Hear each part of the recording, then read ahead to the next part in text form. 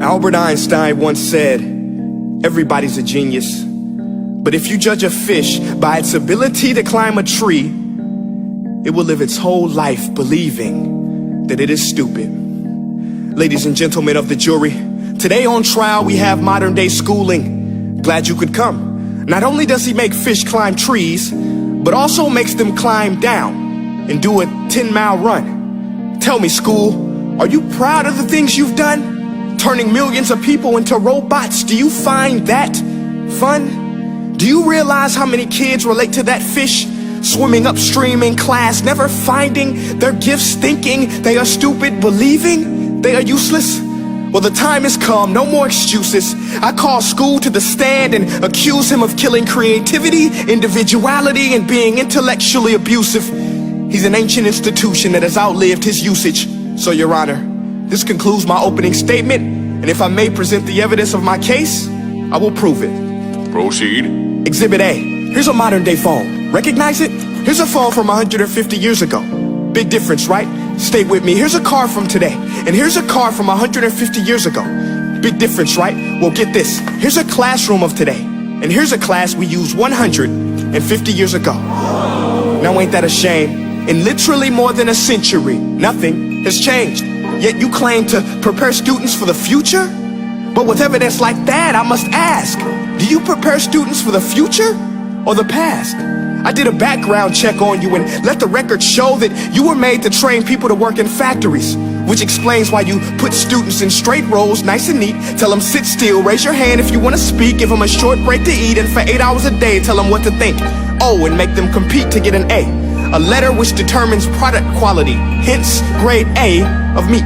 I get it. Back then, times were different. We all have a past. I myself am no Gandhi. But today, we don't need to make robot zombies. The world has progressed. And now we need people who think creatively, innovatively, critically, independently, with the ability to connect. See, every scientist will tell you that no two brains are the same. And every parent with 2 or more children will confirm that claim. So please explain why you treat students like cookie cutter frames or snapback hats, giving them this one-size-fits-all crap. Watch your language. Sorry, Your Honor, but if a doctor prescribed the exact same medicine to all of his patients, the results will be tragic. So many people would get sick, yet when it comes to school, this is exactly what happens. This educational malpractice, where one teacher stands in front of 20 kids, each one having different strengths, different needs, different gifts, different dreams, and you teach the same thing the same way? That's horrific. Ladies and gentlemen, the defendant should not be acquitted. This may be one of the worst criminal offenses ever to be committed. And let's mention the way you treat your employees. Objection. Overruled. I want to hear this. It's a shame. I mean, teachers have the most important job on the planet, yet they're underpaid? No wonder so many students are short-changed. Let's be honest, teachers should earn just as much as doctors, because a doctor can do heart surgery and save the life of a kid, but a great teacher can reach the heart of that kid and allow him to truly live. See, teachers are heroes that often get blamed, but they're not the problem. They work in a system without many options or rights. Curriculums are created by policymakers, most of which have never taught a day in their life. Just obsessed with standardized tests. They think bubbling in a multiple choice question will determine success. That's outlandish. In fact, these tests are too cruel to be used and should be abandoned, but don't take my word for it. Take Frederick J. Kelly, the man who invented standardized testing, who said, and I quote, "These tests are too cruel to be used and should be abandoned." Ladies and gentlemen of the jury, if we continue down this road, the results will be lethal. I don't have much faith in school, but I do have faith in people. And if we can customize healthcare, cars, and Facebook pages, then it is our duty to do the same for education, to upgrade it, change it, do away with school spirit, because that's useless. Unless we're working to bring the spirit out of each and every student, that should be our task.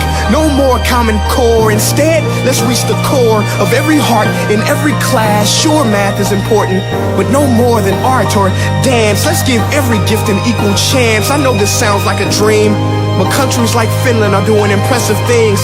They have shorter school days, teachers make a decent wage, homework is non-existent, and they focus on collaboration instead of competition. But here's the kicker, boys and girls.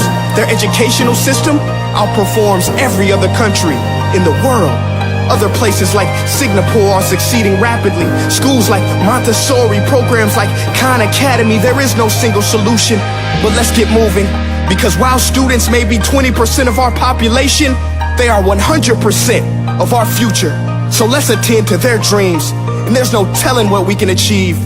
This is a world in which I believe, a world where fish are no longer forced to climb trees. I rest my case.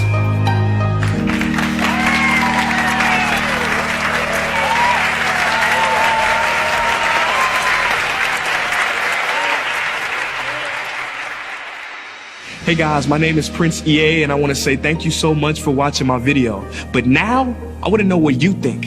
How can we together create a more efficient, effective, and just better future of learning? I want you to visit nestday.com/preorder the future and share your thoughts and ideas on the topic. Peace.